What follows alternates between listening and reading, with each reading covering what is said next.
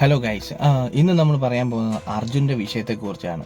7 ദിവസമായിട്ട് ഒരാൾ മണ്ണിനടി കിടക്കുകയാണ്. മണ്ണിനടി കിടക്കുമ്പോൾ അവിടുത്തെ സർക്കാരിൻ്റെ അനാസ്ഥയും കാര്യങ്ങളും കുറിച്ചാണ് നമ്മൾ പറയാൻ പോകുന്നത്. 7 ദിവസമായിട്ട് നമ്മൾ മാധ്യമങ്ങളെ കൂടെ കാണുന്നതാണ് അവിടുത്തെ ഓരോ വിഷയങ്ങളെക്കുറിച്ച്.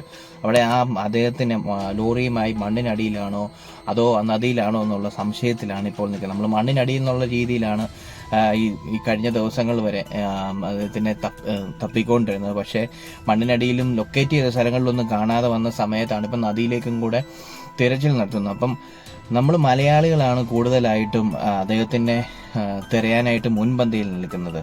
രഞ്ജിത്ത് ഇസ്രായേലിയെ പോലെയുള്ള ആളുകൾ അവിടെ ചെന്ന് യാതൊരു പ്രതിഫലവുമില്ലാതെ അവരുടെ മനസാക്ഷിക്ക് അനുസരിച്ച്, അല്ലെങ്കിൽ ഒരു മനുഷ്യത്വം എന്നുള്ളൊരു ഇതുള്ളത് കൊണ്ടാണ് അവിടെ പോയി തിരച്ചിലിനും കാര്യത്തിനും ഒക്കെ മുൻപന്തിയിൽ നിൽക്കുന്നത്. അപ്പോൾ അവിടുത്തെ സർക്കാർ ചെയ്യുന്നതോ, നമ്മൾ മലയാളികൾ അവിടെ ചെന്ന് കഴിയുമ്പോഴത്തേക്കും അവരെ അവിടുന്ന് മാറ്റാനും മലയാളികളോട് ഇത്രയ്ക്ക് ഒരു ശത്രുത പോലെ അവർ പെരുമാറുന്ന രീതി എന്താണെന്ന് അറിയത്തില്ല. ഇന്നിപ്പോൾ തന്നെ രക്ഷാപ്രവർത്തനത്തിന് മുൻപന്തിയിൽ നിൽക്കുന്ന ആളുകളെ അവർ മർദ്ദിക്കുവാനും, അതായത് രഞ്ജിത്ത് ഇസ്രായേലിയെ പോലും ഇന്ന് അടിച്ചു എന്നാണ് നമ്മൾ മനസ്സിലാക്കിയത്. അരമണിക്കൂറിനകം മലയാളികളോടെല്ലാം അവിടെ നിന്ന് മാറുവാനുള്ള നിർദ്ദേശം നൽകിയെന്നുമാണ് പറയുന്നത്. ആർമിയും അതുപോലെ തന്നെ മറ്റു രക്ഷാപ്രവർത്തകരുമായിട്ട് സംയുക്തമായിട്ട് നമ്മുടെ മലയാളികൾ അവിടെ ഏറ്റവും കൂടുതൽ 150-ലധികം മലയാളികളാണ് രക്ഷാപ്രവർത്തനത്തിന് ആർമിയോടും പോലീസിനോടും ഒപ്പം നേതൃത്വം നൽകുന്നതെന്നുള്ളതാണ് ഇതിൻ്റെ അകത്ത് ഏറ്റവും ഒരു പരമമായ സത്യം.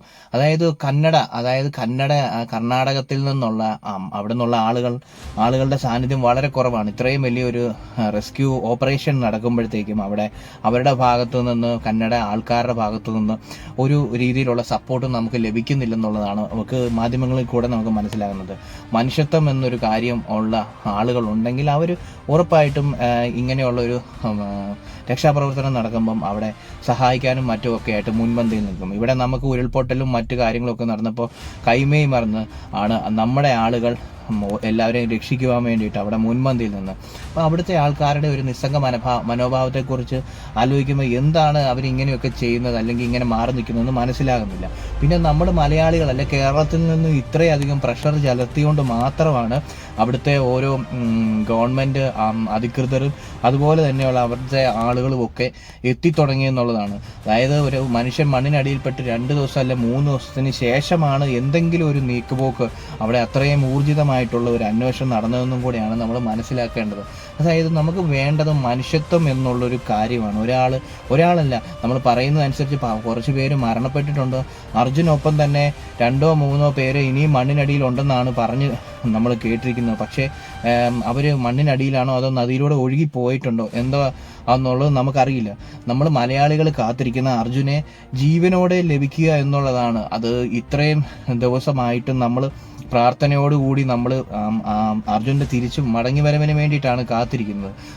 അങ്ങനെയുള്ളൊരു സാഹചര്യത്തിലാണ് ഇങ്ങനെ ഈ ആൾക്കാരുടെ, അതായത് കർണാടകത്തിൽ നിന്നും ആൾക്കാരുടെ നിസ്സംഗ മനോഭാവം നമ്മൾ കാണുന്നത്. പറഞ്ഞിട്ട് കാര്യം എന്താ, കൊറോണയുടെ സമയത്ത് ഓർക്കുന്നുണ്ടോയെന്ന് അറിയത്തില്ല, കൊറോണ സമയത്ത് അതിർത്തിയിൽ മണ്ണിട്ടിട്ട് അതിർത്തിയിലേക്ക് വേറെ ആളുകൾ, അതായത് മലയാളികൾ പ്രത്യേകിച്ച് കേരളത്തിൽ നിന്ന് അങ്ങോട്ടേക്ക് ആരും കടക്കാതിരിക്കാൻ വേണ്ടിയിട്ട് മണ്ണിട്ട് അതിർത്തി അടച്ച ആളുകളാണ്. പറഞ്ഞിട്ട് എന്ത് കാര്യം? അപ്പോൾ പറഞ്ഞു വരുന്ന ഇത്രയേ ഉള്ളൂ. നമുക്ക് മനുഷ്യത്വം എന്ന് പറയുന്ന ഒരു കാര്യം വേണം. അത് മലയാളികൾ എന്നല്ല, എല്ലാ ആൾക്കാർക്കും വേണ്ടത് മനുഷ്യത്വമാണ്. ഇത് ആര് പറഞ്ഞു മനസ്സിലാക്കും, എങ്ങനെ സ്വയമേ തോന്നണം എന്നുള്ളതാണ് അറിയത്തില്ലാത്തത്. എന്തായാലും നമുക്ക് അർജുൻ്റെ മടങ്ങിവരവിനായി കാത്തിരിക്കാം. പ്രാർത്ഥനയോടെയാണ് കേരളത്തിലെ ഓരോ മലയാളികളും ഇരിക്കുന്നത്. അപ്പം മനുഷ്യത്വം എന്നുള്ളൊരു കാര്യം എല്ലാവർക്കും ഉണ്ടാകണം എന്നാണ് ഞാൻ പറഞ്ഞു വരുന്നത്.